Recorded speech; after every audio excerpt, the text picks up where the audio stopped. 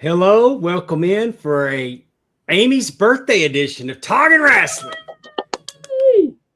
I'm Pondwater Dave, also known as Super Dave Miller, also known as Dickie Smalls. That's my rap name. And joining with me, I couldn't do it without the first lady of the Arn Anderson fan club, the birthday girl. But we're going old school. We're bringing him back in. The OG Justin Davis is here with us. Welcome home, Justin. Thank you so much. I'm so happy to be here for Amy's birthday on this very special Talking Rasslin with Pondwater Amy show. Yeah, I'm sitting in here. I'm so happy you're here. I was sitting in here waiting to, I'm watching the clock and it's getting really close. And Amy's kind of got a way of showing up and her stuff not working. And then we're producing on the air first 2 or 3 minutes. And anyway, it's been good lately, but I get in the chat and I go, hello, is there anybody in here? I don't know why I'm singing it like Comfortably Numb, but that's what I was thinking. And she goes, I'll be there in just a minute. I'm talking to Arn. Oh, you moved down the totem pole. Yeah, I'm like, you dropped something.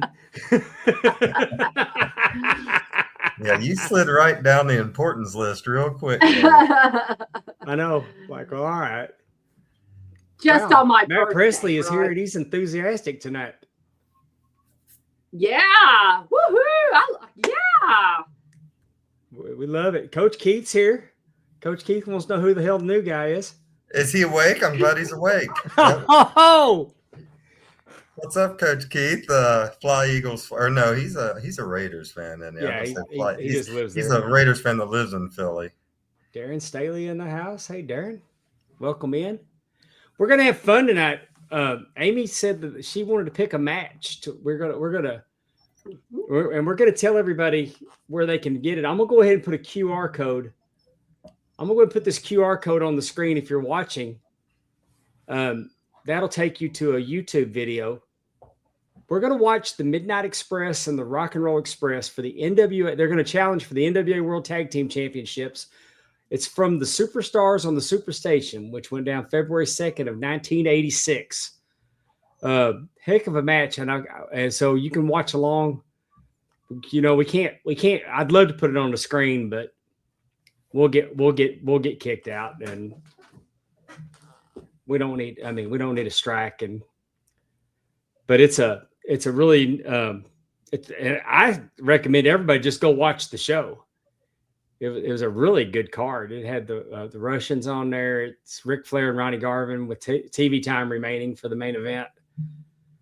And it was a big damn deal because they were going prime time on TBS. I mean, outside of their time slots.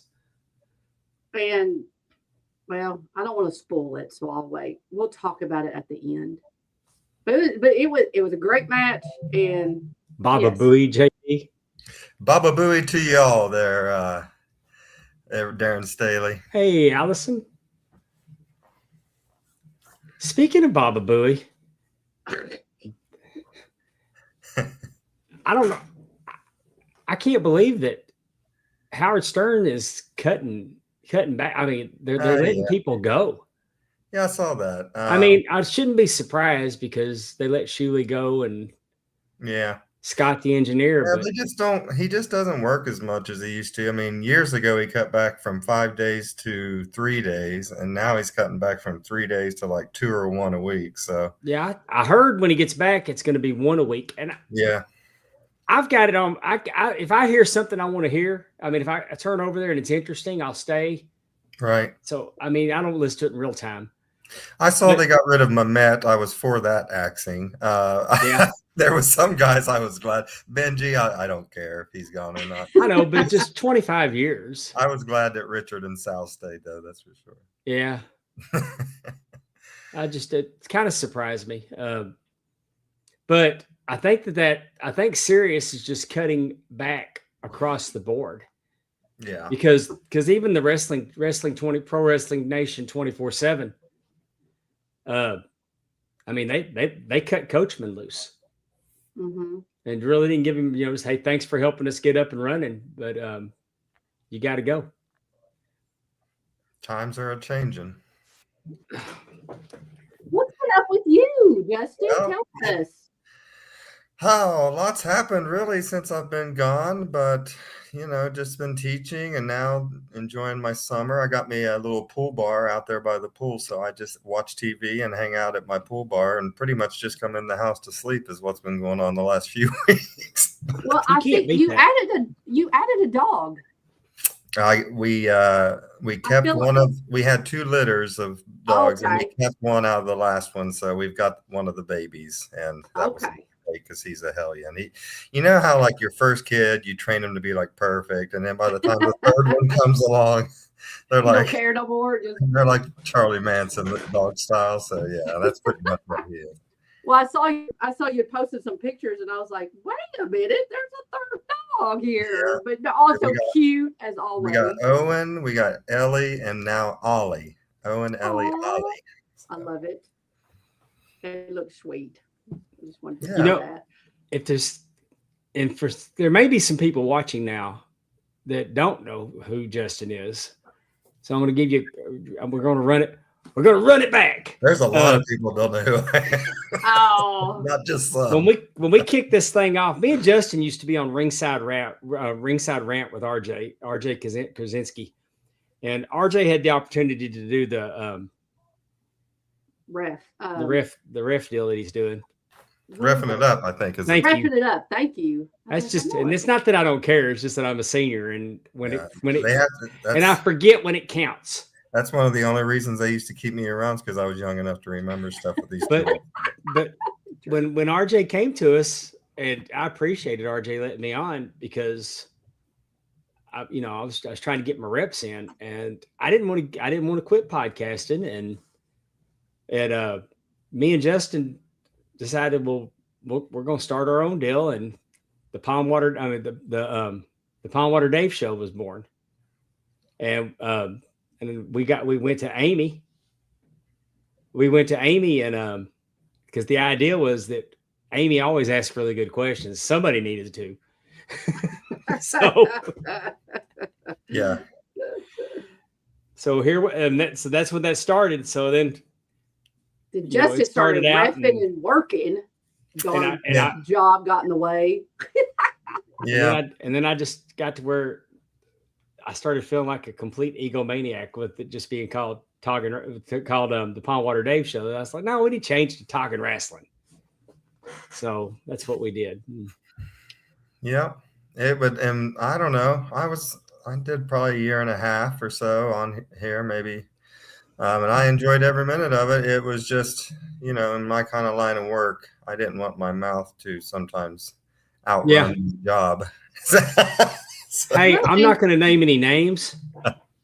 Thank you for the correction there, Andrew. Love you for that. I'm going to tell you, there's a wrestler that, that he has to watch what he does. I mean, he has to. There's some things that get filmed, he likes to get them cut out, or because he doesn't want to affect. You're a school teacher, right? Yeah. And it's happened, and I've heard that more than once. It's not just one wrestler. It's not isolated. I won't name names, though. But I have been busy, as you were saying, Amy. I did get to do my first ever Final Four. I refereed my first ever Final Four basketball game in Ohio. Oh, cool. I did a girls' Final Four game. And actually, I had Akron, St. Vincent, St. Mary girls team. That's where LeBron James went to high school. And then I had my first ever baseball umpire in the Final Four this spring as well. So had some success on that side of my other job, my second job, I guess I call it. Let me ask you. Hold on. I've got someone at my door and no one's here. So I'm going to step away for a second. Sorry. All right.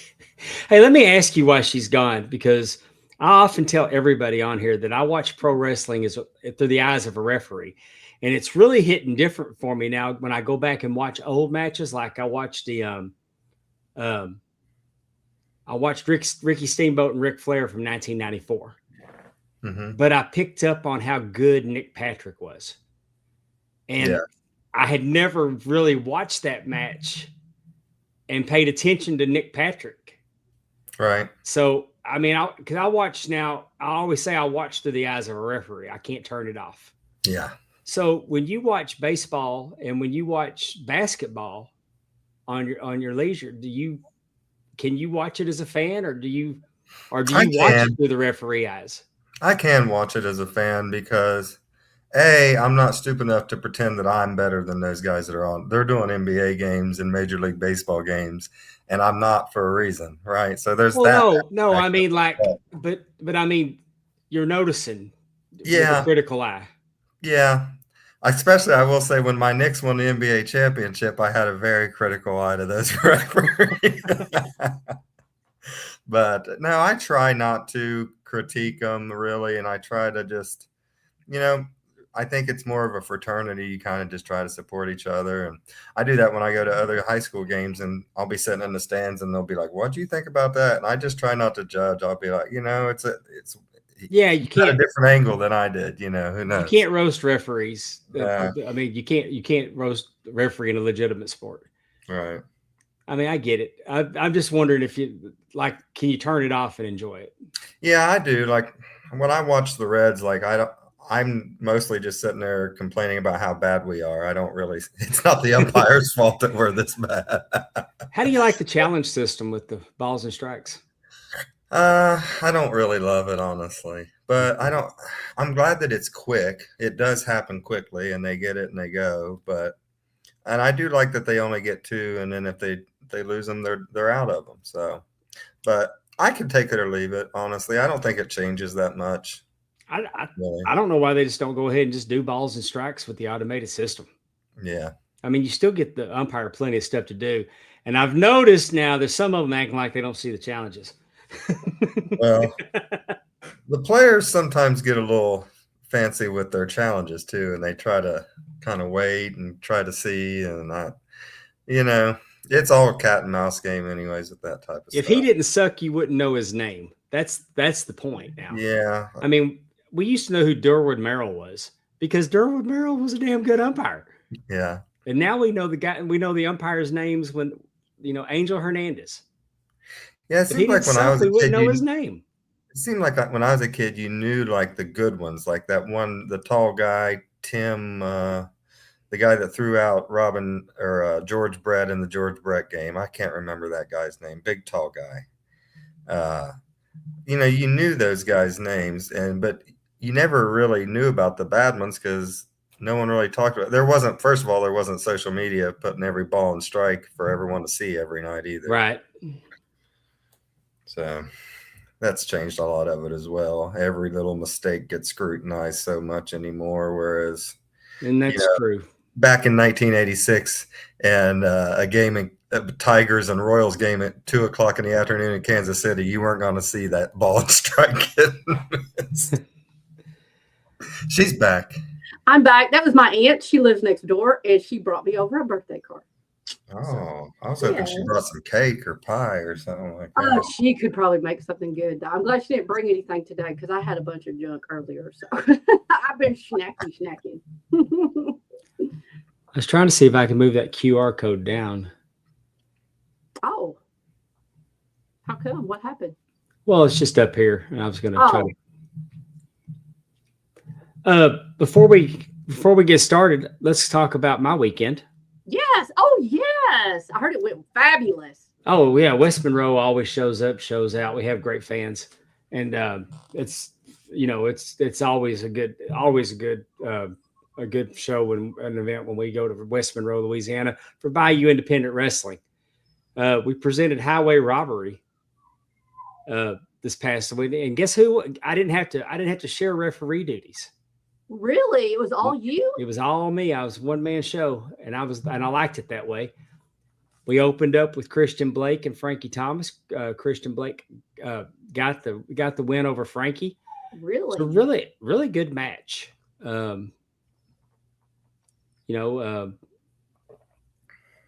mean, that's both these guys have been around forever. It was they started off the show real strong. This is the main event. Love me some Ray Fury. Alan Arsenal. Ray Fury and Alex Arsenal versus Rob Love and Dylan Scott. That's Bayou Kingdom is what they're calling their faction. It was a I think Rob Love wants a title shot. Well, who don't? Yeah, of course, Fury got the pin. It was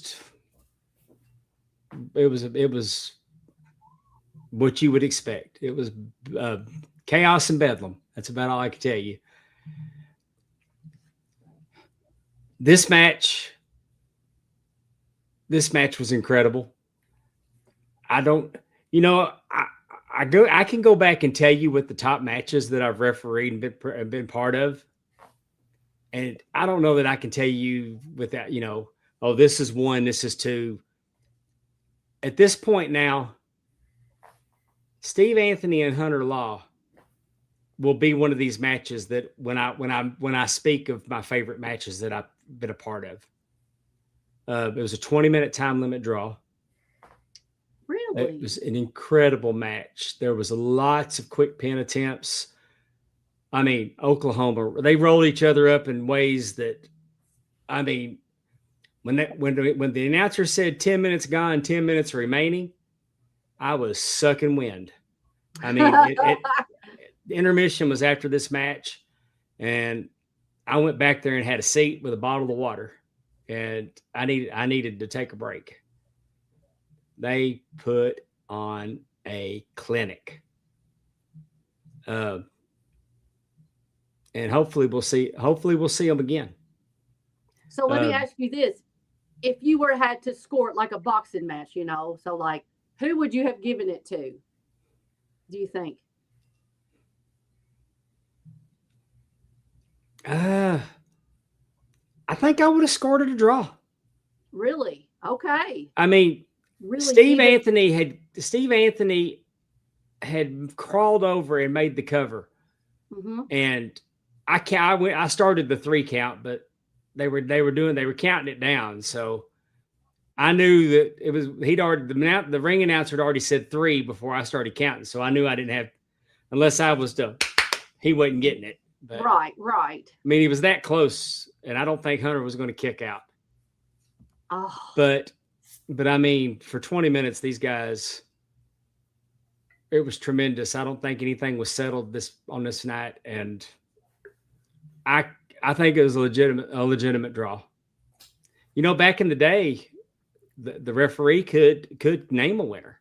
Really? Yes, I saw David Manning do it more than once. Jesse the Dragonheart made his Bayou Independent Wrestling debut against Corey Steed. Came close, got caught. Corey got the win, but Jesse had a great showing, and it was his birthday. Said happy birthday to Jesse.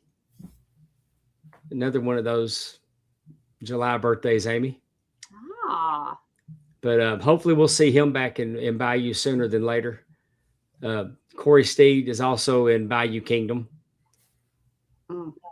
Bayou Kingdom is Rob Love, Corey Steed, Dylan Scott, and Suge White. And then we had Stella Wren in versus Killer Kate. Killer Kate, of course, the former women's champion, lost it in that 3-way and did not get pinned. Did not get pinned to lose her belt. When Cassidy Riley was the special guest commissioner that night. And the last time we were in West Monroe, and he made it a triple threat match and made her defend her title. So Kate feels like she's been wronged, and Stella almost had her. It was kind of a Stella had her pinned. Kate got her foot on the rope. She went for a finish. Stella reversed it. Kate reached out and grabbed me. Like she grabbed my shirt and kind of pulled. And I guess she got herself some momentum because she She dropped down and went under, came back up and got Stella from behind. And it was. I honestly could say I did not think that's where you were going when you were saying she. No, she used it for leverage. I'm just saying, I really did not think. Well, it surprised me because it surprised me. I just, it was just got caught me out of the blue, but it was nothing. I don't really feel it was like anything I could disqualify her for. Right. But it was a good match. I hope we see Stella Wren back. Stella's tearing it up down in 225, down at Homa. Kate, of course, wants a rematch against Cassandra Golden. Is she going to get it with that win, do you think? Maybe. Then, of course, we headed over to El Paso Mexican Grill. And I had a really neat sausage, shrimp, chicken, beef combo, fajitas. And then I went to get my check, and it had already been taken care of by Rooster Olivo and Marty and Mark's Jewelers. Oh, which I didn't expect, and it was really nice. Appreciate it. So shout out to them. Just, so kind, man. I'm looking for the check, and they go, no, it's already. Because I mean, they're trying to get us out of there now. Because this is midnight. Sure. And I said, hey, you forgot to bring me my check. He said, no. Cowboy hat got it. Oh, that's so even better. Cowboy hat took care of it. We'll be in Oak Grove, Louisiana, the home of Miss Ginger next month, and main event is Steve Anthony challenging Alex Arsenal for the championship. Oh, she'll like that match. She's torn. Oh. Yeah, Josh did not put her in a good spot. She's gonna be on a pole. No, just kidding. Ginger on a pole match. Ginger on a pole match. There we go. Oh, he liked the spelling of Christian. Yes. Yeah. I got to tell you, before I met him and he was introduced to me as Christian, I just saw his name on posters and I called him Extian. That's how us rednecks say it. I called him Extian Blake. Extian. Did he even understand what you were thinking or saying? I never called him Extian to his face. I was like, he knew he knew he wasn't right. That's just how he was saying. He's like I heard him introduced. He's a Christian Blake, and I'm like, oh, okay, I get it. All right, the X, it's got you. He's like, thank God I didn't say that to his face. X did. I probably could have owned it and sold it like it was something. True. Very true. Well, let's watch some wrestling. Yes. Watch some good wrestling. Now, I almost, because I told Dave, I almost picked. I love watching the Brainbusters and Demolition 2 out of 3 Falls. I love that. I love that series or that match, But I was like, no, everybody expects me to do Arn. But I do love me some Jim Cornette. And I do love me some Midnight Express. And Rock and Roll Midnight Express, like they put on some absolute clinics throughout the 80s all over the place. And so I have this match. And like I said, this is one of a dozen, like I said, the back and forth. Oh. But I love everything about it. I love Jim Cornette. I love Bob Caudle. I love the Rock and Roll Express coming out. I just love everything about it. So, well, if you want to watch along with us, like I said, there's a QR code. If you can't scan the QR, if you're on YouTube, you can go to just search of Superstars on the Superstation. The WWE version will come up. The second one is the one we're using. It's it has Magnum classic TA wrestling stuff is who put it on there. And we're going to start the video at 3 minutes and 56 seconds into the broadcast. I thought about just go ahead and fast forward it up to when it started. But I think that the presentation needs to be discussed too. So we're going to go ahead and start it, and let me know when y'all are ready. We'll give you a countdown.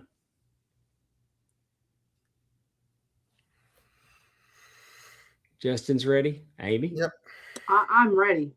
All right, we're going to hit play in 3, 2, 1, go. And we've thrown it to Bob Caudle. He's in the locker room with the World Tag Team Champions. I guess I should grab I'll grab a prop for this. Yeah, there we go. I'm ready now. And we're going to be seeing Tony Schiavone and David Crockett, two of our other favorite people. Yeah, the 355, Tony Schiavone and David Crockett threw this over to Bob Caudle in the locker room. And I got to say, when Tony starts this matchup, he has such a yuck announcer voice. That really, and I know he does not like listening to himself at this time because he looks back at it and he hears that in himself. But he's very announcer voice, Tony Schiavone, in this one.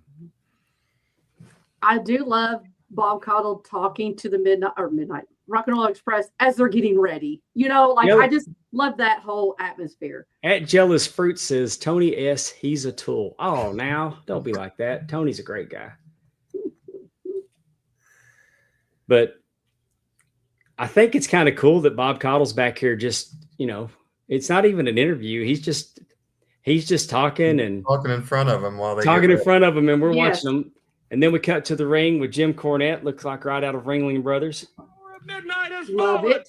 I present to you now the next tag team champions of the world, Loverboy Dennis and Beautiful Baby, the Midnight Express. Phenomenal addition was Jim Cornette. I mean, Hey. they don't make managers like that anymore. And that's Bill Watts. Yeah. That's Bill Watts that did that. Oh, okay. I was like, Bill Watts. Got my glasses on. They did great business in the Mid-South. Here they come. I love them walking the way that Dennis is walking with a purpose. Heck yeah. The lights, the spotlight on them coming in, everything about this just seems. Well, I like to reference the Midnight Express book by Jim Cornette, and I turned to this and he says that the first Express showdown in Charlotte in the main event without Flair, Dusty, or the Road Warriors on the card drew 12,000 paying fans, 101,000, a record gate for Crockett's home city, and the first legitimate sellout of the Charlotte Coliseum since Flair versus Blackjack Mulligan in 1978. This cemented the Midnight Express Rock and Roll's reputation as the hottest tag team program in wrestling. But the Expresses had no time to rest on their laurels, and immediately after exiting the ring, they jumped in their cars and drove 250 miles to Atlanta for the biggest TV moment in NWA history, the Atlanta Omni, 8 p.m. So I kind of get the impression that they did a matinee in Charlotte and then went and did another match that night to tape this. But, the taping was the first ever TBS primetime wrestling special broadcast from 8 to 10 p.m. the following Friday night. So this is a Friday night wrestling. I want to say that I probably watched this back in 86. Definitely. Could have been. I can't imagine that. If I didn't watch it, I recorded it. Were you alive in 86? I was 1 year old. I was going to say. And here comes the Rock and Roll Express. I love it. With the belts. Sporting those NWA tag team belts. Had a little baby pyro right there when they came out.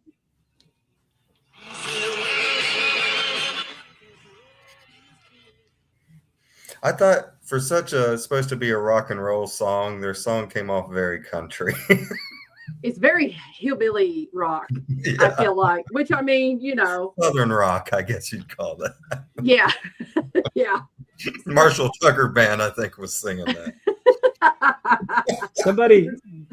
Somebody in the chat, Google who sang "Rock and Roll is King" and let's know who sang that song. That is hysterical. I know it, but it's not coming to me.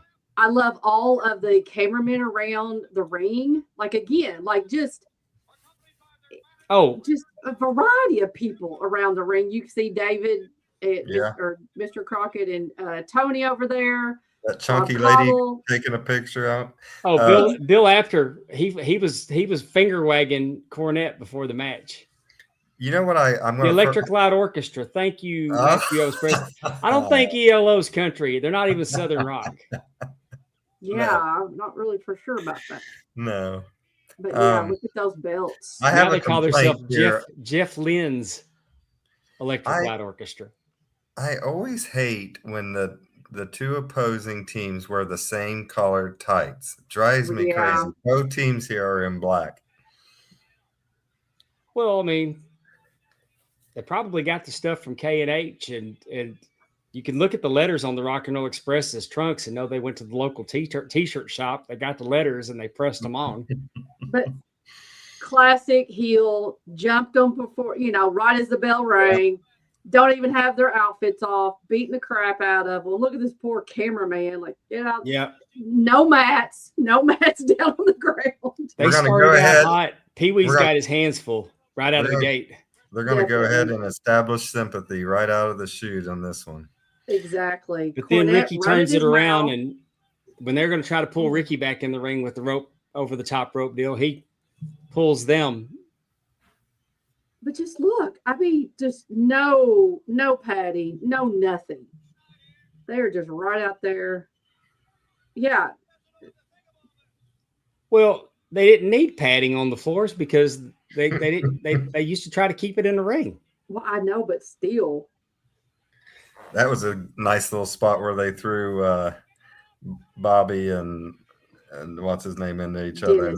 Dennis, and they went ass to face in the turnbuckle. There we go. Like you said, there you go. Now everything, go outside, get everybody regroup. I think Darren Staley knows about ass to face. Don't encourage him. I'm begging you. Do not encourage you. I got to tell you, they're fixing to, now the things are calming down. Jim's got the Midnight Express regrouped.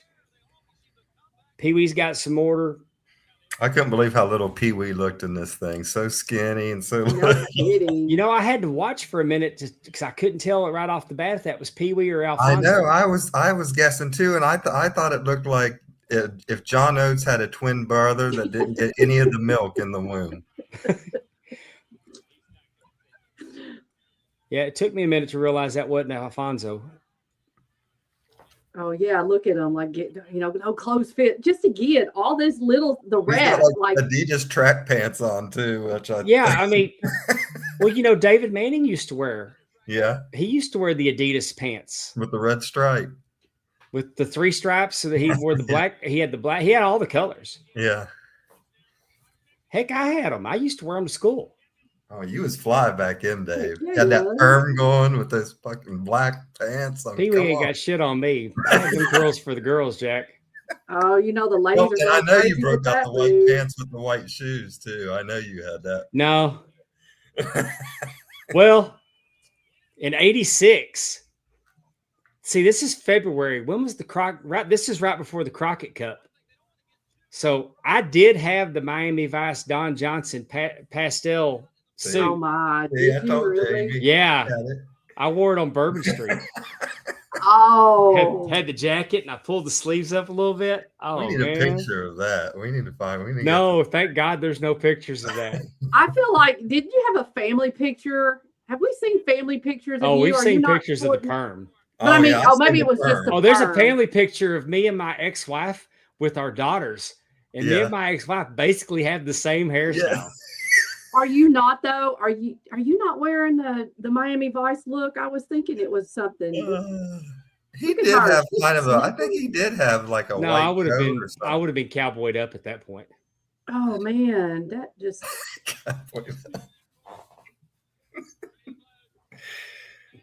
What are you now? Thank God that the lawnmowered up? Miami Vice look doesn't have any pictures.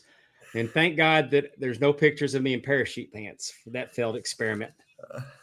Instead of cowboyed up, you're lawnmowered up now. That's your main really. look. That's your main look. Yeah. Lawn mowing tennis shoes. We're talking over a pretty good match. But have you noticed that this hasn't been your basic formula for one of their matches? It's kind of like the Rock and Roll Express have had the heat on the Midnight Express. And they're being a little heelish, like they're coming over and, because normally they get a little shine and then they go into the heat. Mm-hmm. And it's been backwards in this match where the Rock and Roll Express have put the heat on the Midnights. Exactly. They're doing some little heelish stuff, keep taking them outside the ring. Rock went over and hit Dennis when Bobby and Ricky were outside. But they're working the leg.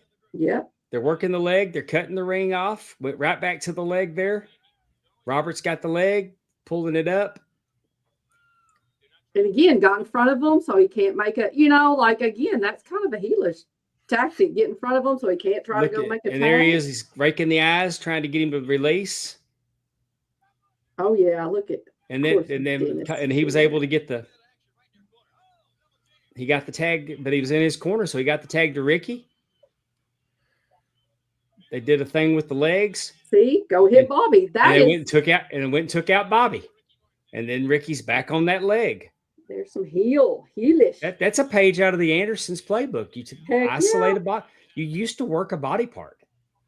And smack their partner around. So then they try to come in. Then the ref goes over there to them, and then you can double team. You can do whatever you want to the person in the ring. Bret Hart never quit working body parts until 2002. For one. He didn't let that die. That art die. I don't even know. In fairness, Goldberg worked a body part. It just it was Bret's head. Lord. He worked it well. Look at Bobby selling that leg. He did a move, and then he was in pain, couldn't finish up. Now they've drug him back over to the corner. And Jim is selling. Oh, that's Dennis. I'm sorry, that's Dennis Condrey. Jim is selling his whole thing real well with all the face over there, the concerned looks and everything over there on the side. I mean, he couldn't be 22. How old is he? Yeah, probably close to that, maybe 23 or 4. For your birthday, Amy, I wore the hottest piece of merchandise that we had. Oh, thank you. Do you know? It's funny because I knew Justin was coming on. You didn't. No. Last night, I had a video pop up from 3 years ago, and it was when we were talking about that I was hot. I was hot at the McDonald's in Greenwood, Mississippi, because they can't get an order right. And I'm like, all of a sudden, randomly, it's like me and Justin talked about Justin coming on, and it shows a clip from the show from 3 years ago. That happens, doesn't it? I mean, it's cool. I mean, well, that is them listening. They are all knowing. Oh, suplex to Bobby Eaton. Heck yeah! Boom. And Ricky Morton's still going strong. Yep. He's almost 70. He's not out there embarrassing himself. No. And all of them are working. I mean, like you just saw Ricky do a suplex. Stop the press. Stop the press. We got a message from Ireland coming. Ireland in the house. Adam O'Neill. I once roomed with Adam O'Neill in Nashville. Oh, I miss him. I know.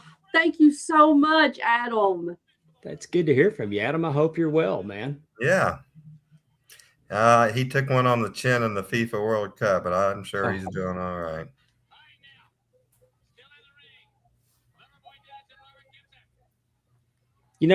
I wonder if he came over here with that mob of Ireland drinkers that drank everyone out of beer in Boston up there.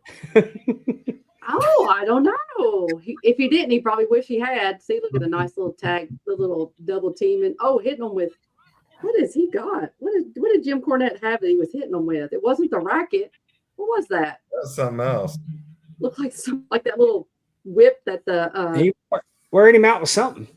So this is the part of the match that cracks me up because, like, every time that, see, now we're going to reverse it. We're going to get the heat back on the heels here.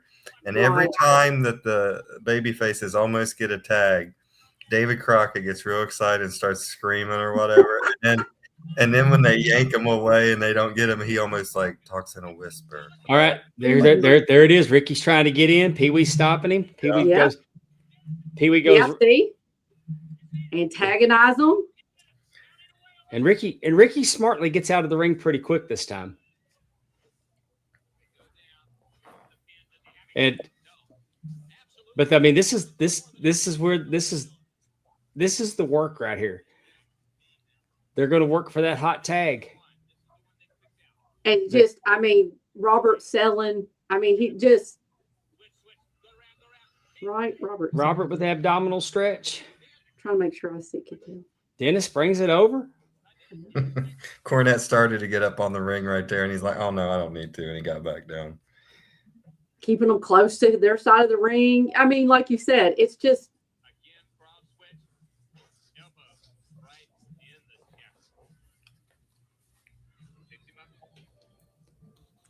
This was the taping of the first ever TBS primetime wrestling special. Both teams arrived at the Omni around 8 p.m. as tape was about to roll. They dressed, figured the finish, and they were in the ring for the biggest audience of their careers in less than 90 minutes. Was this a Friday night or?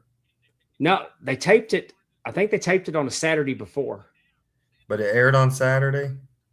It aired on Friday night. They were in North Carolina and Charlotte at 2 p.m. that afternoon.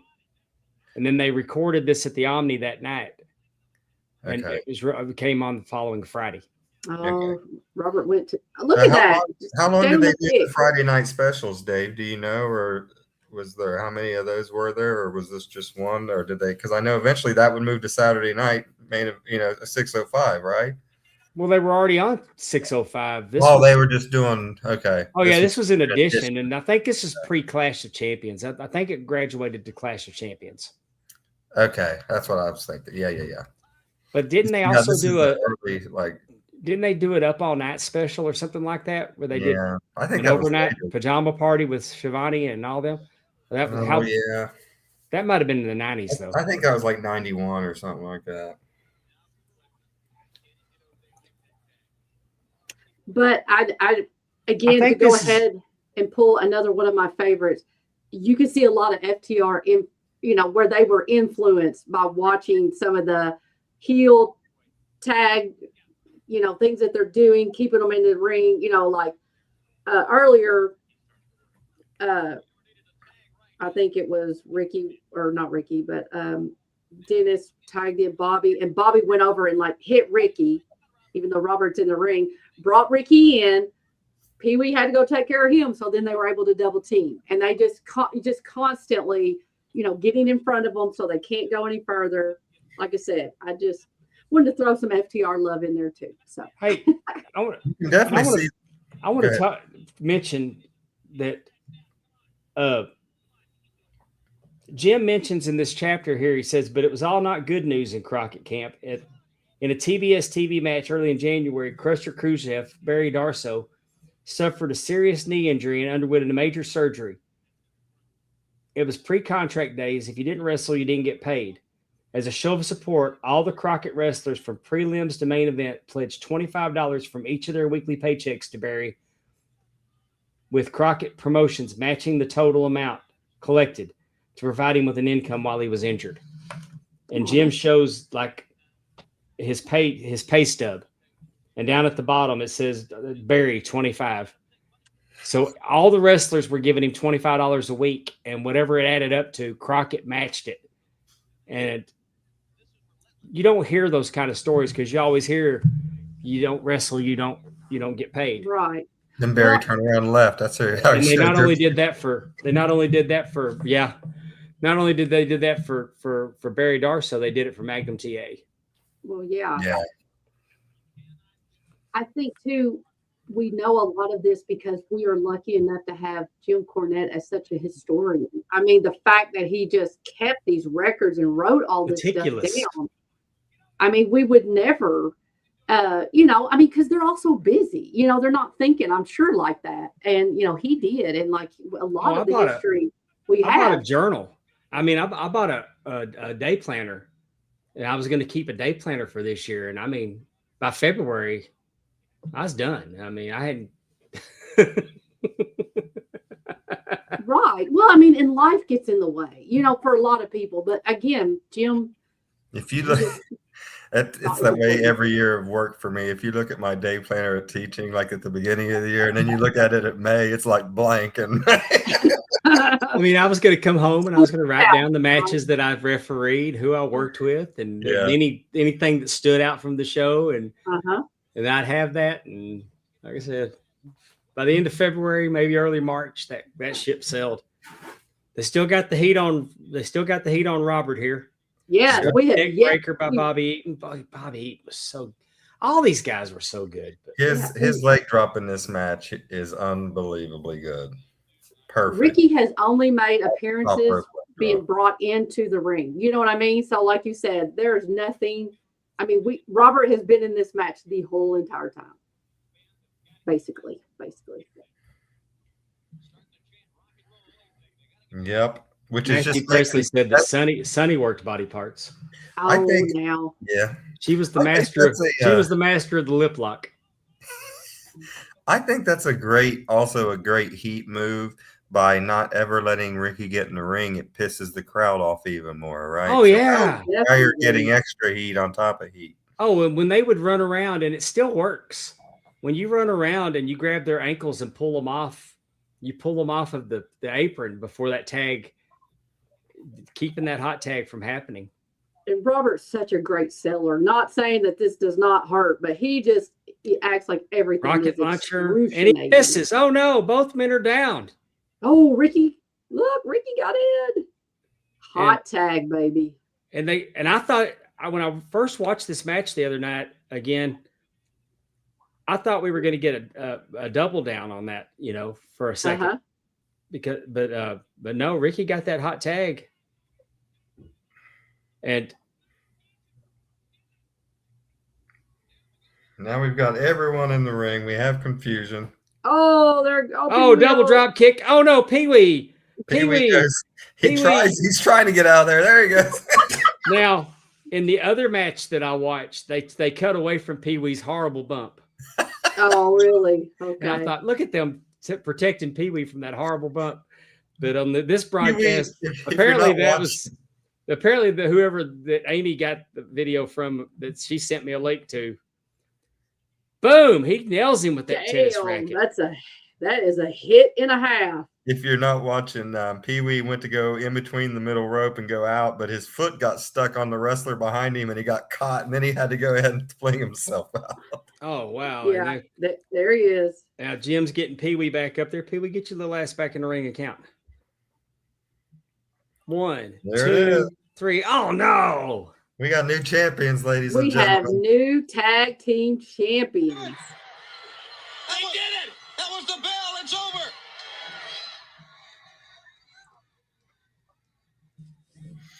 Pee-wee's hurt. He's limping. There we go. Cornette is now excited. We're going to stay with this until they get back to the locker room. Yeah, he's got the belts. I mean, Ricky took a heck of a hit. Like they weren't. Yeah, Bobby did too. I mean, well, that's true too. Ricky took his head off with that tennis racket. And again, that's a heel move, right? That's a heel move. Usually you would hit someone to make it a safe bump. Hit him with the netting part of the racket. Yeah. He hit him with the side of the racket right in the head. That looked like it hurt. Oh, yeah. Yeah. I mean, at least Bobby kind of had a hand up. But again, that's such a heel. I mean, Robert actually hit him first. So it's like.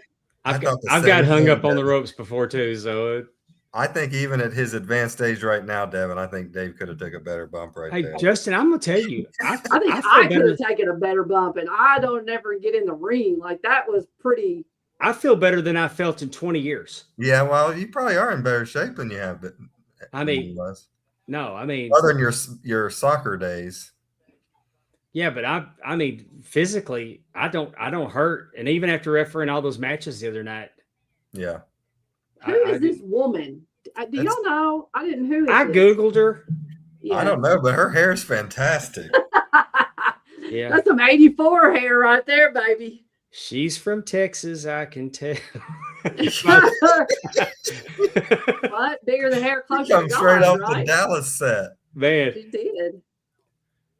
I Googled her. She's just a television personality. Because I didn't know if that was Patty. Because I didn't know if it was Patty Mullen. Because the Penthouse Like that little Head of the outfit Year she's was starting wearing. to pop in every now and then. Okay. I didn't. She's 80s hot. There's no doubt about it. Oh yeah, she's a pretty lady, but she's not a familiar wrestling, Yeah. and to be with Magnum. Yeah, she was Look, filming. you can get Starcade picking 85. She was picking up what Magnum was putting down. That's for sure. I'm sure. Well, Yeah. yeah. Starcade 85, The Gathering. You can for $39.95. You can get it on VHS. This stuff's a year old, and you still got to pay $40 to watch it on the VHS. 4 to 6 weeks delivery. So woo! Can't wait to watch 3.5 hours of 85 Starcade over and over and over again. Oh, hell.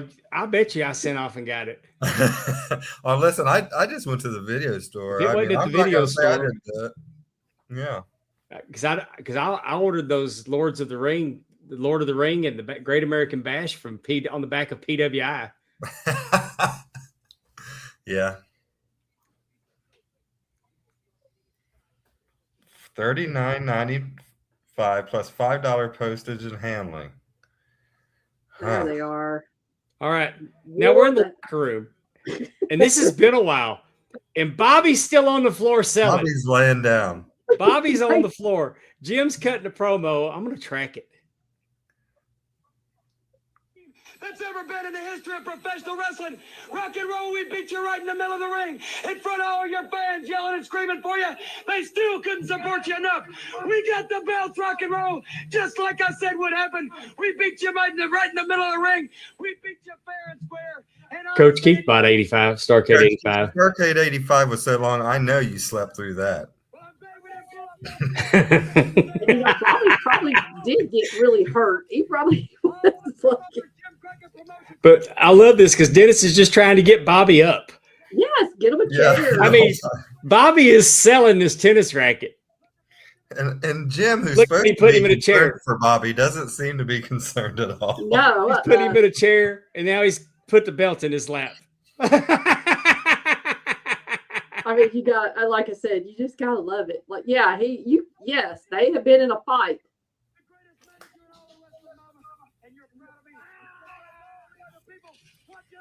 I love it. That was good. You picked a good one, Amy. That was a good match. Yes, like I said, That's the second time I've watched that today, and I enjoyed it both times.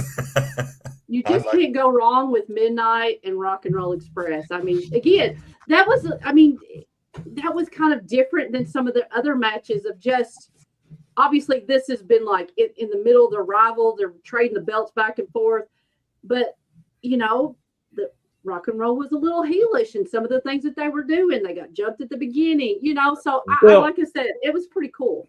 Well, this feud had been going on for a while. Right, exactly. So it makes perfect sense for them not to get in there and act like it's the first time that they're locking up. I mean, and be mad and not like each other and just really, tensions are high. And I don't know what the television, I don't know what they said to each other or did to each other, leading up to it. That they could have had an altercation earlier in the day on the Superstation. Right. Well, and two, for this to be the first ever, right, Friday night TBS show, and they wanted to have them on there and they wanted to have a title change. I think that's, again, I thought it was pretty awesome. The part that got me is that the Midnight Express got in the ring, and it was almost 3 minutes before the Rock and Roll Express got in the ring. And they recorded this. They could have edited it out. I noticed that. I kept waiting. I'm like, what are we waiting on? And I'm thinking, this is valuable television time. I guess we think of it different now than they did then. Well, they also would wait 4 to 6 weeks for a VHS delivery. So, we are just, but like you said, we're ready to start. I'm sure it was just that anticipation. Here comes Midnight's coming out. and they're in the ring doing stuff, probably talking to fans and, saying stuff to them. And then, I think it's an era that is sorely missed. Will never come back. You just can't. But, what it was like in the ring, watching that, the lights are low, here comes the spotlight, and witnessing a title change, Oh, yeah. And I think that was good for television. It's also good. Definitely. It was also good for to chase them. Oh, yeah. Oh, yeah. Chase the And heel. being hit with a tennis racket, nobody's winning clean. You know what I mean? Like it just, again, fuels the fire. What did Jim Cornette said at the the NWA could have come back and just thrown the match out and held the belts up, because if they wanted to be over officious about it. Right. Because Ricky, he used tennis racket first. Right. Oh, yeah. That's what I mean. Is like, that it wasn't like there was even a clean win at all. Like, animosity had grown to where now we're okay with hitting each other with stuff. The good guys, usually that comes way later. Hulk Hogan usually didn't do stuff like that, like bring a chair or whatever. It was almost like, well, it's justified because they use it all the time. You know what I mean? Like that heat. Well, yeah, it's not like he went out of the ring and took it away from Cornette. Right. Do you think that that's also the lesson in why they lost, is because they went away from what they always do and they kind of went a little extra on the bad side, Amy, and so they got distracted on what their normal work is, and that's why they got beat? See, there's storyline. 100%. But you're right, though. Definitely, that definitely could be something there. And also, this was good because they're gonna release the rankings for the Crockett Cup. And you remember how pissed Jim Cornette was that the World Tag Team Champions were not the #1 seed for the Crockett Cup? They weren't even the #2 seed. And that's a good case. Why would you not have? That's interesting. But again, that just gets that heat for them, for the Midnight Express. That was good. I enjoyed that very much. That's a good pick. Good tag team wrestling. We'll have to do it. We'll come up with another one for next week. And I promise y'all, I'm not going to go world class on it. I won't go world class on it, but it's kind of fun to bring out other things. Because like I said, I figured Arn was going to be, he has great matches, but again, I like, there's a lot of great tag teams, and you know what you guys should do, just because I don't think we hit, or you guys, maybe when we talk about tag teams in the history, we think about some of these teams in the 80s and 90s. It'd be good to maybe take a match from the Christian and Edge and Dudley Boys and that type of era too, maybe. Yeah, we actually talked about some matches. It's hard to beat WrestleMania 17, tables, ladders, and chairs. Yeah. To me, that was the last time the WWE had a good tag team division, really. I mean, they've tried to revive it here and there over the years, but that was the last time it was great, was that early 2000s, late 90s era, probably. Maybe we watch Ric Flair. We watch Ric Flair bury Wyndham from Battle of the Belts in Florida. What year was that? 85, I believe. 85? Might have been 86. No, it was February of 86. It was right after this, because Flair had the big gold belt on there before he actually had debuted it on the Superstation. Oh, because of the delay and stuff. I mean, you know how, like you said, they tape it here, but so when Midnight left after this match, they could not show the ring. They couldn't show the belts because they just won them, but it wasn't going to be on TV for another week. They got the belts on a Friday, that Friday night, so that Saturday morning they could have them. Yeah, but you're saying that they left. This wasn't going to be shown on TV for another. Yeah, they won them on Saturday. They won them on Saturday, and they didn't show them on TV until that Friday night. Right, but you said in the book that after that match, they left to get to another show the next day. Oh, I can tell you, it was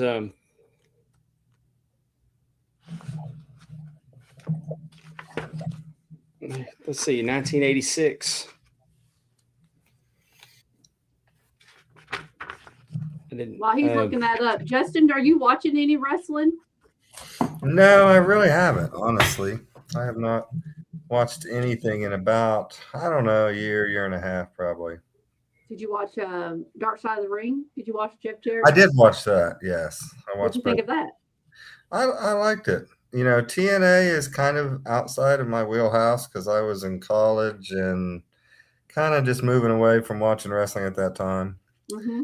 So I didn't really watch TNA at all. So I know, of course, a lot of the stories, and I know kind of what happened just by listening to Jeff's podcast over the years and others and all that. But yeah, I definitely learned some stuff in it, and I enjoyed it. I always think those guys do a pretty good job for the most part, other than a few episodes that, you know, we all hated the Randy Savage episode and some others, but they do a pretty good job for the most part.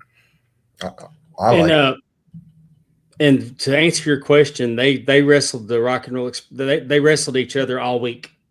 Oh, I love it. I mean, they were right back in. They were in Greenville.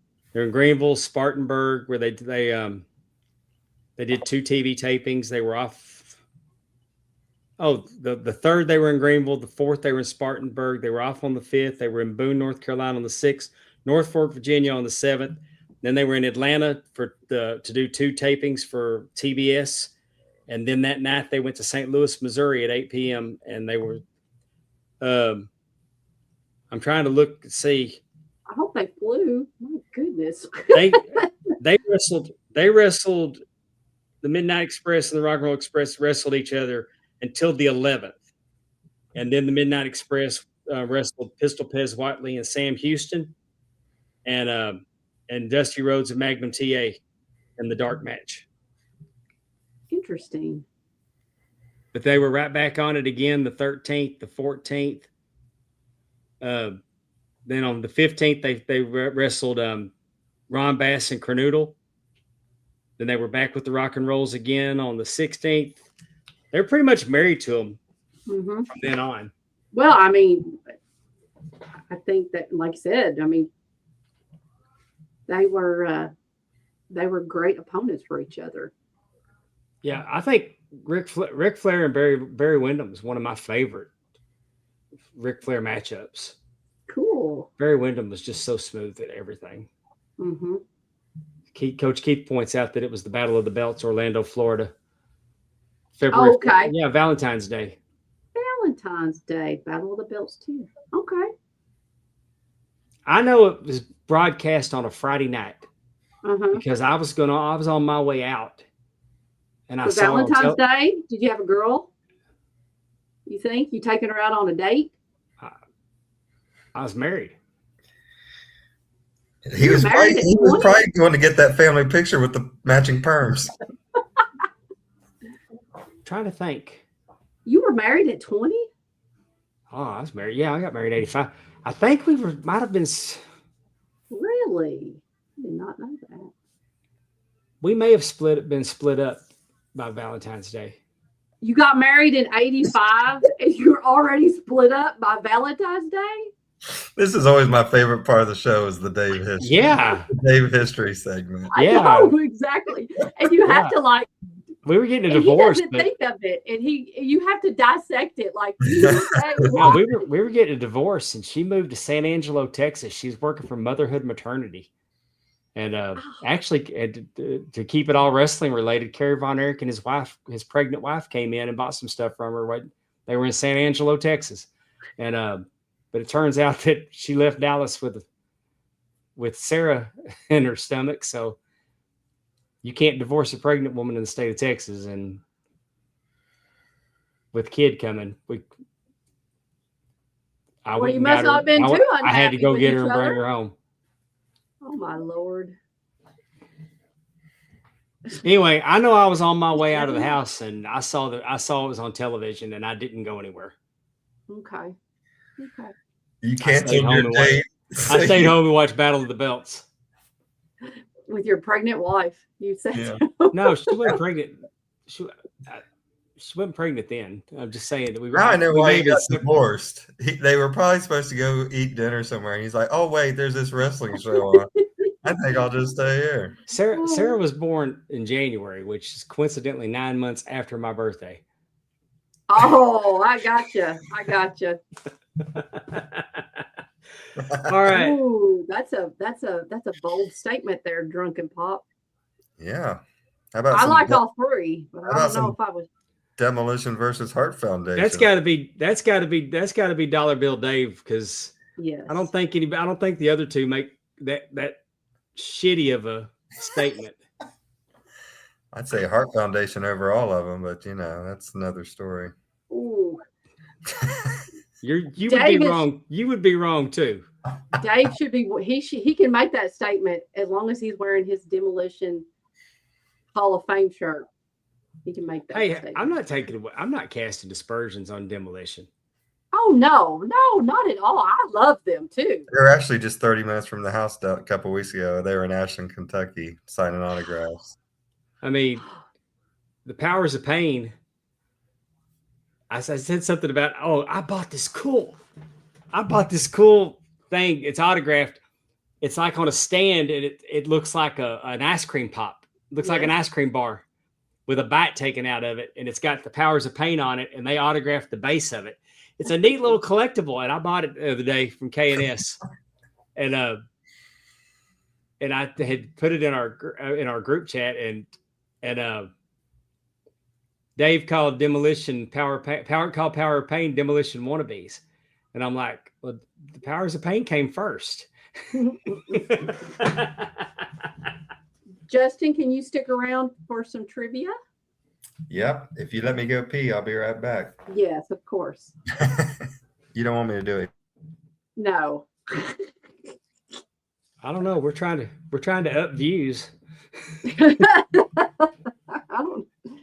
Something for everybody on this show. That's right. Special edition with Justin. You never know what you'll get, right? That was a great surprise. I was really happy to see him. Yeah, we've been talking about he's been wanting to come on, and we were just waiting for the right time. Well, this was perfect. Perfect. You want the muscle guy? You want the muscle guy trivia song? Yeah.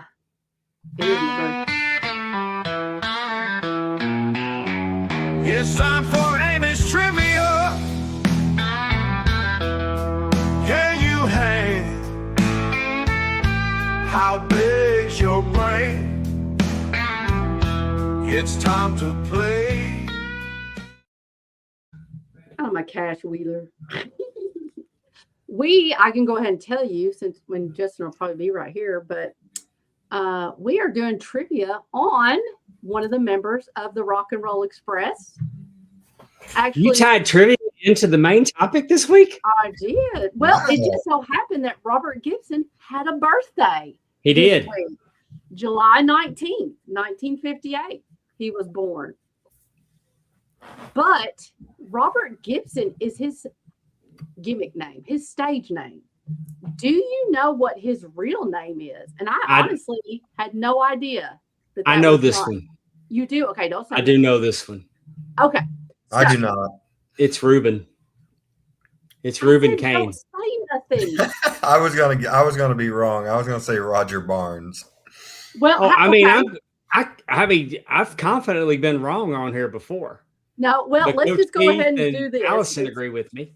Well, let me ask you a question. Okay, number one, it is Reuben Kane. So we'll go ahead and do that. But all Reuben these other Kane names sounds like a country song. Reuben Kane. I know. I was like, all these other names are of also wrestlers. And I want you all, who do you think Roger Barnes is? Who is a guess of who Roger Barnes is? Anybody have a guess? Who do you think that could be?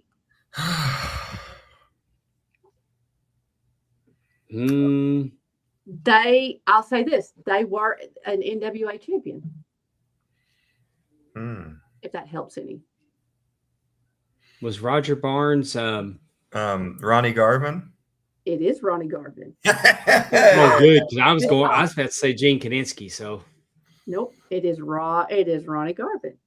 good. Conrad Ephraim. Conrad Ephraim. Conrad Ephraim. He was part of the first WrestleMania. I'll tell you that much. Oh. Part of the first WrestleMania. Anybody in the chat can guess too. If you think about Conrad Ephraim was in the first WrestleMania. Yep. Mr. T. Nope. Was he in WrestleMania 1 or 2? I don't 3. I don't even know. Conrad Ephraim. How about that? Wasn't Nikolai Volkov's real name, was it? It is not. I will tell you this. He was in the shortest match. Adrian Adonis? Oh. He was in the shortest match on WrestleMania. Is that King Kong Bundy? It's not King Kong Bundy. SD Jones? It is Special Delivery. SD I was about to Jones. go with Skylo Low. And Matt Jewell. Matt Jewell. You've actually talked about this wrestler, Dave. He was a journeyman. I'll say that much. Not hugely famous. Buddy Landell? No, not Buddy Landell.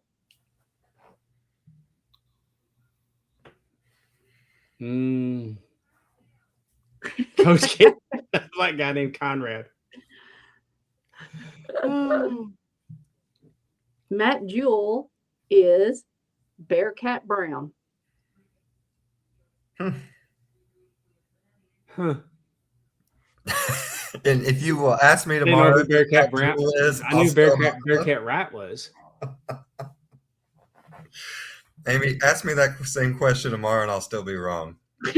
Bearcat Brown is.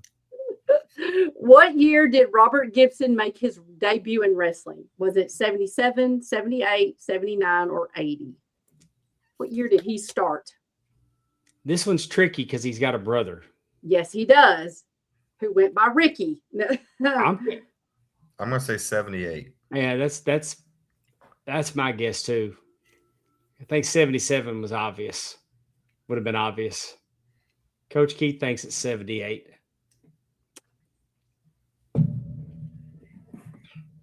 That is correct. It was. Hey, oh no, I'm sorry, I lied. Oh, She's getting It's 77. I shouldn't have overthought it. I overthunk it. My bad. I'm like, That's what happens when I start thinking. I'm gonna have to get Efren to come in here and start training you on your game show hosting over there. Yes. I do know. I was like, okay, let me pull up my file real quick because I'm like, apparently, I was like, my bad. I usually do know my answers. You legitimately play these and she don't remember. I do for the most part. We'll let it slide since it's her birthday. Almost. Yes, thank you. What year did he form the team of the Rock and Roll Express with Ricky Morton? What year did they officially start going by the Rock and Roll Express? 83. I'm going to say this was in Mid-South in 1982. Anybody in the chat? What y'all thinking? What you thinking?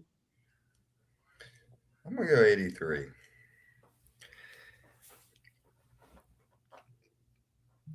I'm watching for the chat. One of you are right. And it is 83. Okay. It is 83. Maybe gone a while, but I'm still smoking it on these trivia questions. You're doing good. You're doing good. What's really funny, 78 was when my sister Mary was born, and 83 is when my youngest sister was born. So just throwing a little trivia out there. Extra trivia. All right. In 2003, PWI ranked the top 100 tag teams of the PWI years, which was 79 to 2003. Where was the Rock and Roll Express team ranked? Were they number 1, number 2, number 3, or number 4? I'm going to go. I think they should be ranked. They had to do the Road Warriors first. The Road Warriors were number one. I would personally rank them higher. I would rank the Midnight Express. I would truly rank the Midnight Express higher than the Rock and Roll Express, but I don't know if they would. Right. But I'm with Coach Keith. I'm going to go D4. I'm with Allison Faye. Because I want to be outraged. I'm with the beautiful Allison Faye, and I say 3. One of you is right. Come on, stay hot, JD. It's oh yeah, we are. And you're right though. It was what did I tell you? The Road Warriors were number one. Midnight Express. Who was the third team? Lord, I should have wrote this down. Sorry. The Midnight Express were 2? No. They were 3. I'm trying to think. Trying to think of who the number 2 was. It had to be Tully and Arn. I think it was. Let me look. Not the Heart Foundation. No, they weren't even. They weren't even considered on the list. Yeah. Demolition should be on there though. I would have accepted Demolition in the top 4. You know what? I think they were. This is terrible. All I right. didn't do my good research. Okay, what year did the Rock and Roll Express go into the WWE Hall of Fame? Oh man. Was it 2016, 2017, 18, or 19? I'm gonna say 17. I'm trying to remember because I know Cornette put them in.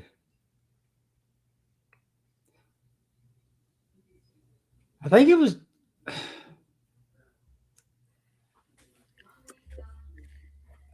Cornette did put them in.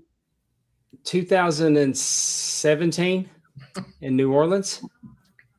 It was 2017. And Coach Keith corrected us. The Mulkey brothers came in at number 3, actually. Hey, I agree with that.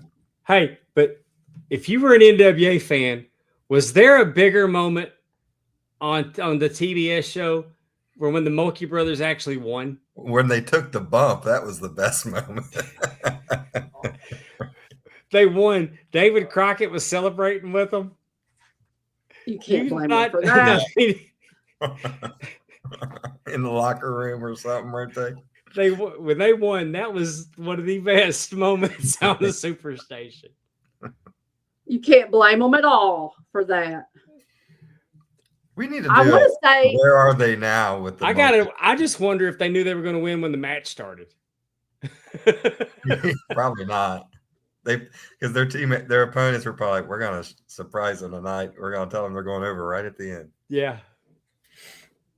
I'm going to look back at this because I thought, I could be wrong. I thought the Freebirds were number 2, but this on my phone is telling me it was the Steiner brothers.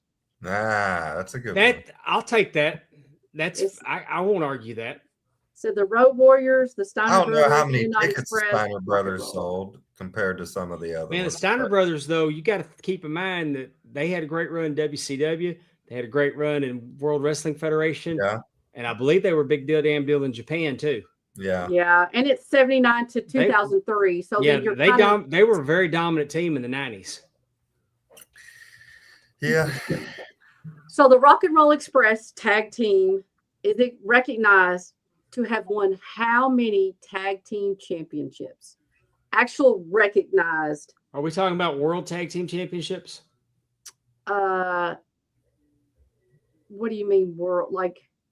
I mean, are we talking about Smoky Mountains on here? Yes. Oh, so it's all together. I think it's like recognized, like actual 36. promotions that I'm gonna say 16. Dave's saying 36. Anybody in the chat want to guess? Take a gander. Justin, do you want to rethink your guess? Because I'll tell you, it's closer to what Dave is saying than what you're saying. Okay. Yeah, just giving you a little.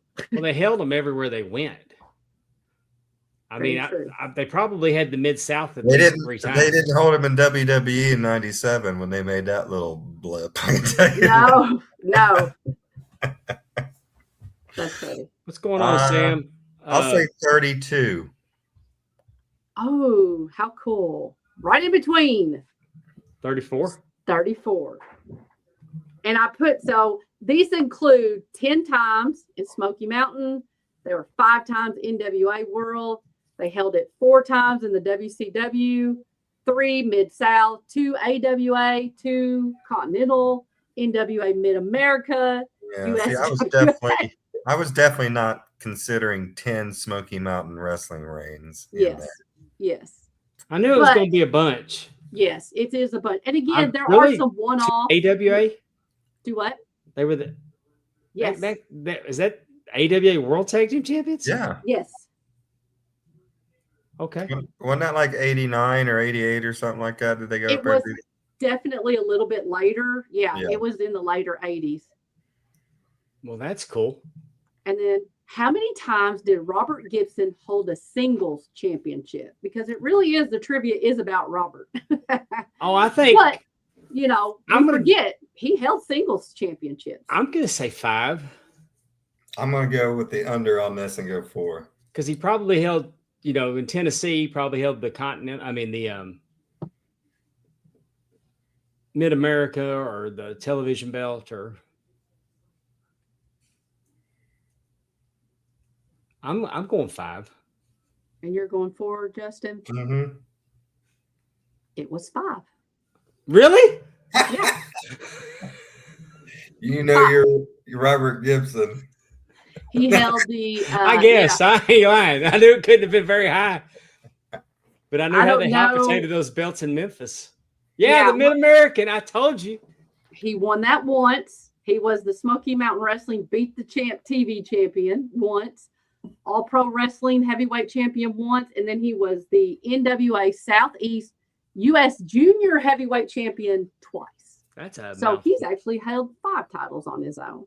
So again, I mean, Rock and Roll Express, Robert Gibson or Ruben, as we now know, is very, very well decorated, very much. So I learned a lot. I did not. There was a lot.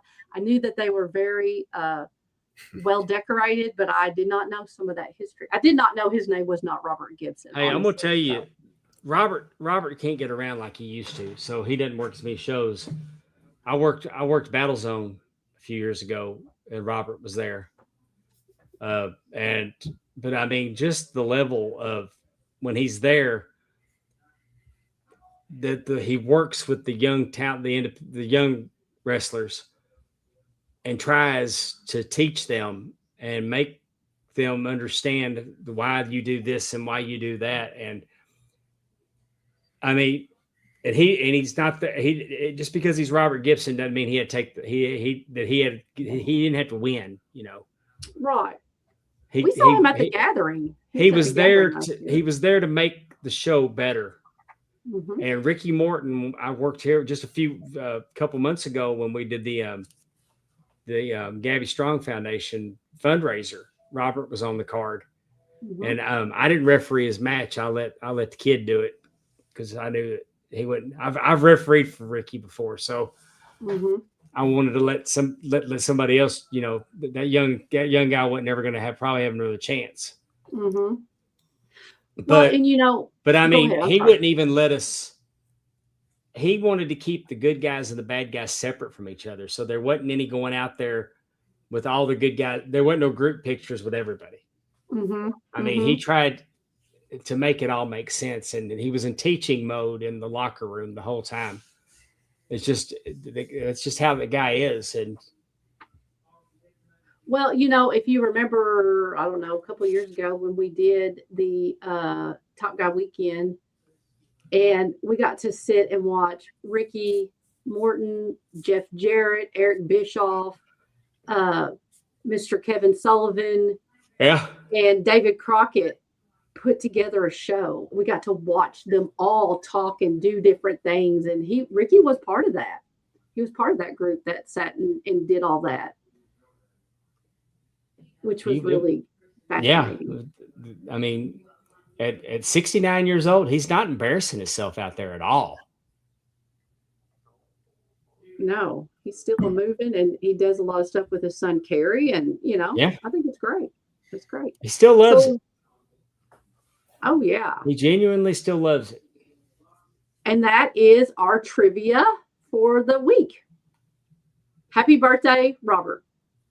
And Amy. And Amy. And Amy, yes. Yes, very much. Reuben Jones. Was that his name? Reuben Kane. Reuben Kane. Reuben Kane. Reuben Kane played the guitar and the French harp. Not to be not to be confused with Raising Canes. Yeah. Yeah, that was fun. 34 I started off belts, hot and then I sputtered to the end. 34 championships. And I wonder if they've ever held a belt that was made by Big Time Belts. Big Time Belts, Facebook.com.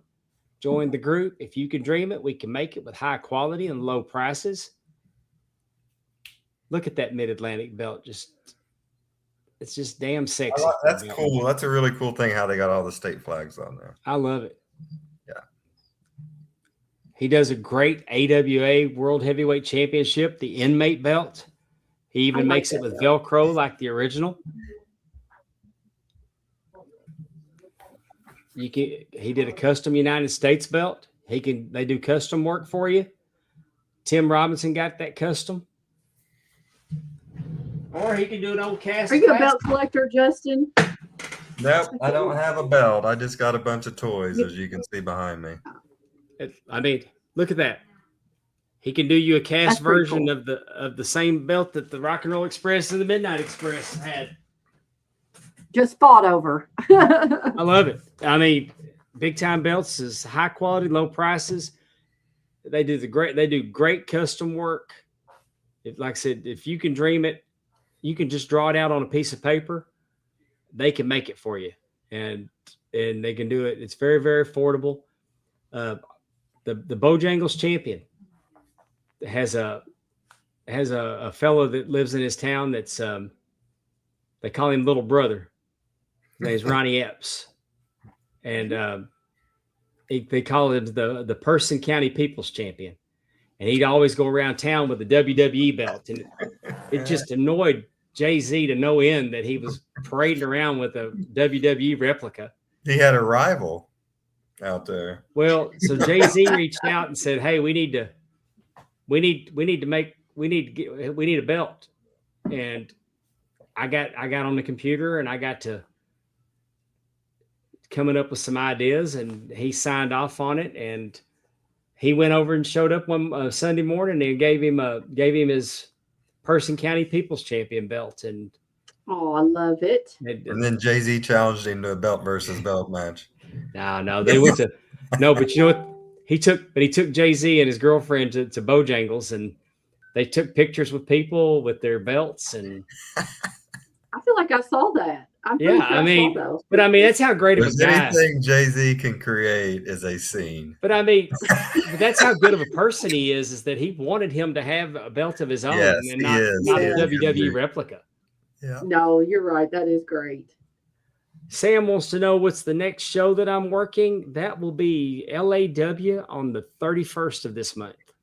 Oh, I'll be back there for Lost Art, and then I will be going from there to SWA in Moselle, and then Oak Grove for Bayou Independent Wrestling. What are you going to do this weekend then? This weekend? Yeah, you're not. I don't have anything going this weekend. I know, that's what I'm saying. What are you going to do this weekend? Relax, mow your lawn. What are you going to do? Yeah, I'll mow the yard one evening because I don't waste weekend mowing. I'm trying to think what's going on this weekend. How's the dogs over there? They all right, Dave? They're spoiled rotten. I know it. I see them on the Snapchat every now and then. Yeah, Bucky is an attention whore, and Fritz is just as lovable as he wants to be, and they are. I've learned the problem with having three is if you pet one, then you have to do the same for all three of them, or else the other two will sit there and look at you until you do. Yeah. Actually, I think. Oh, this Saturday night I'm on. We'll talk about it here on the Mark Out Moments Network. We have Drunken Pop. Yeah. Drunken Pop Pop is still doing their thing. They just recently have released 2 episodes this month. The TNA Top 10. I don't know if they'll be back this week or not.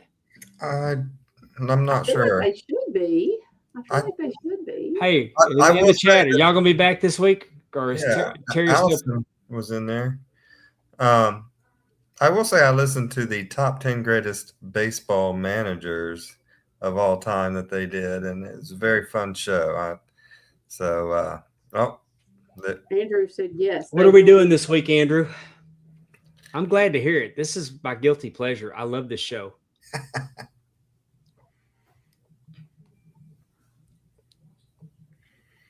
But the last one they did was funeral songs, right? Yeah, songs you don't want to play at a funeral, or actually, I want to have. There were some songs that. I want to have fun at my funeral, so. Oh, they're going to be covering Amy and Allison's birthday. How about that? I'm for it. We'll get to pick the topic. I don't know. It'll be fun as always. There were some great, allegedly. Be on the lookout for the top 10 list to vote on, whenever that is. Yes, I thought my great manager of the Big Red Machine, Sparky Anderson, was savagely underrated at number 10 on that show, but I'll get over it. Oh, man, we got a problem. What? Oh, man. What's your problem? Houston, we have a problem. We have a problem. I know. We are producing on the fly here. What's wrong? Well, I was going to get a picture, and I think I accidentally deleted the whole Mark Out Moments folder. Oh. Well. That's not good. I'm bad luck. Is there a reverse button? You know, like a back button? I emptied the trash can. he took it all the way to the trash truck. Oh, man. He is an elderly. You are right. This is not good. Oh, man. I don't know what to do to help. Nothing. Oh, man. What was the Mark Out moment? Can you reenact it? No, I mean, the Mark Out moment had like a folder inside of it for every show that's on Mark Out Moments, including when I was trying to go. Well, that's what I mean. Are you going to be on Kevin's show? Is that what we were going to get to? This is like Jurassic Park when that guy screws everything up. When Newman screwed up the computers. Over on the DAV Network, we got the Double Drop Pick podcast, and I'm going to be a guest on there this Saturday night. Awesome. We've been trying to get this thing together, and this week I'm his guest Saturday night. Man. So I guess everybody on Mark Out Moments is getting new graphics. Like Andrew said, now you have something to do this weekend. They're going to fix everything. Oh, man. Hey, maybe it was time for us to get like a reboot. I got to go. Reboot. I hope I drug it. I hope I drug it to the backup drive. Command Z. That was the boss. Hang on. Oh, yeah, really? Command Z. We're getting like more viewers because they're like, let's everybody Now go you watch see, this. now you see the real. Now you see the inner workings of this great podcast. When things go wrong, Teppy has to come. Where did you delete it from? Exactly. I deleted it out of downloads. I deleted a folder. Who's really in charge of this is Stephanie. Oh. Anyway. I'm not going to cry over it. No. Don't do it. No. It's Don't ever let him. terrible. Don't ever let him see you like that, Jimmy. As As Jimmy Harton told the honky tonk man, don't ever let him see you like that. That's all right, because I sent a picture. I sent a picture to Josh. Y'all aren't going to get to see it tonight. God almighty. I feel like a dummy. That's funny. I mean, we're literally like, there are more people watching us not know how to fix our problem. Well, everybody's trying to figure out if I'm going to cry. But that's so funny. Thursday night, we're doing the Triple P, the comic pod. Panels, pile drivers, and plates. Yes, it was first. Oh, I'm way beyond no selling it, Matt. It's spanning the globe will be on Thursday night against us, so I may have to stop plugging them. Anyway, but no offense, Mark. No. But we've changed the name after one episode. We're Triple P, the comic pod. That way, I felt like it was a good pivot. That way, because panels, pile drivers, and plates really doesn't tell you what the pod's about. This first and foremost is a comic pod, and me and Josh will do it. But we'll also talk about wrestling, and we'll talk about food. So, and we're going to do that. We do that on Thursday nights. The panels and plates and whatever. That's a lot to roll off the tongue. It's a little different. And we got a lot to talk about because the Avenger Doomsday trailer dropped today. And I am super excited about it. Anyway. I want to see and this. You all are going to be on Thursday, you said at 6? 7. 7. Okay. Yeah. Yeah, we'll probably move it around a little bit. It's gonna be like our pod when school starts and basketball and softball and everything gets going. It'll be floating, and sometimes it won't be live. We'll just record it and post it. So, but we're talking about. We're going to talk about y'all's top 10 birthdays? I don't know. Me and Allison will come up with a good list. Top 10 birthdays. Yeah. Barring technical difficulties, yes. Yeah, I'll take my 10th birthday. My 10th birthday was cool. I remember walking to Dairy Queen. Thought I had sinus headache. Turned out it was migraine. It's my first time I remember having a migraine.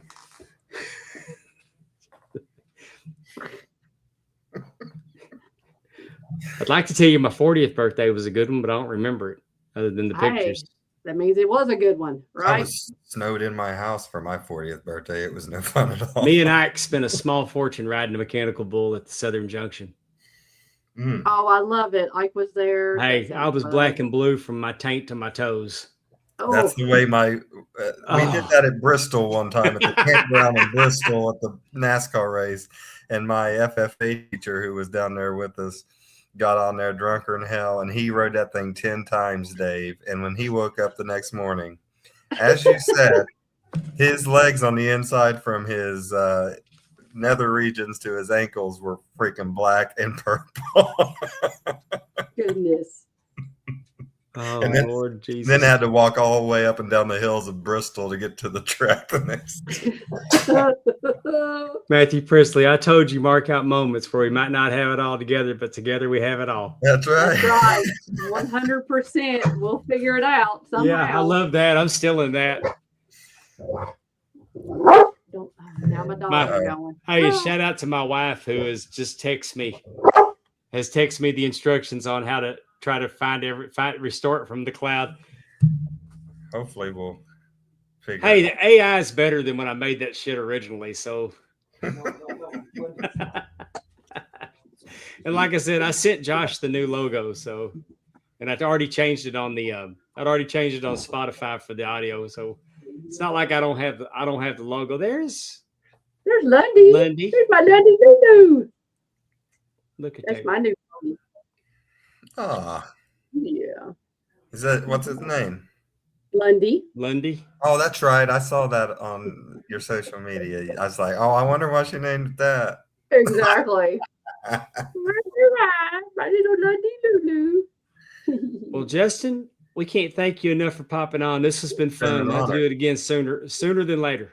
Yeah, it's been a blast. I was so glad to get on here to wish the beautiful Amy a happy birthday. Thank you so much. It's a great surprise. get on here and say hi to all the people in the chat that I've missed saying hi to, and it's been a blast. Even been a blast being on here with Dave again. And it was definitely fun watching Teppy come in and try to fix all of his mistakes, just like old times. Exactly. Yeah. She did.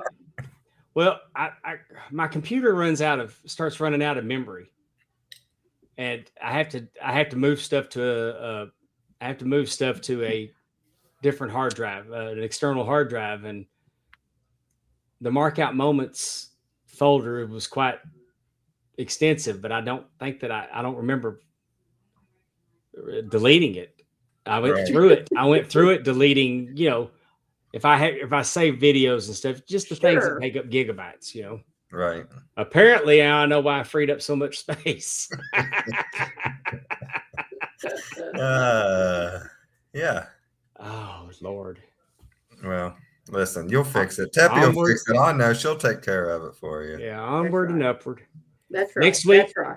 Next week we'll be back, and we're gonna do we're gonna talk about Ric Flair versus Barry Windham. Ric Flair versus Barry Windham was a great feud, and that's exactly how it went, Matthew. Teppy, my pooter ain't working. This cord gets in the dang way. Don't need it. Yeah.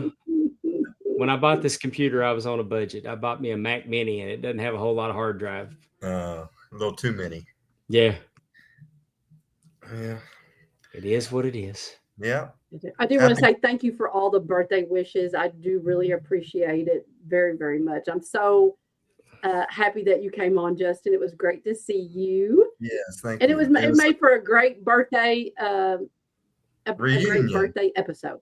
It's a reunion. Definitely. When is the actual day? Tomorrow. Okay. Are you talking about for my birthday? Yeah. Tomorrow's my daddy. Today's my daddy-in-law's birthday. So happy birthday, Gene. Today's my aunt's birthday as well. So you share birthday with my Aunt Amber as well, Amy. Birthday, everyone. Gene's been a lifesaver. He's let me borrow his truck. Mine has been in the shop it'll be 2 weeks Thursday. Compressor went out on the air conditioner, and it's on back order. It's not fun to drive down there. You gotta have air conditioner. No, yeah, it sucks. Yep.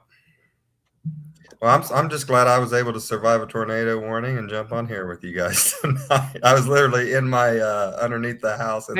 Before we let you out of here, I'm looking over your shoulder.